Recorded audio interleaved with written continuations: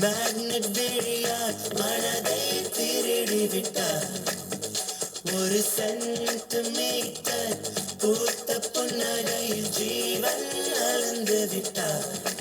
14 பூவானேன் 17 தேனானேன்.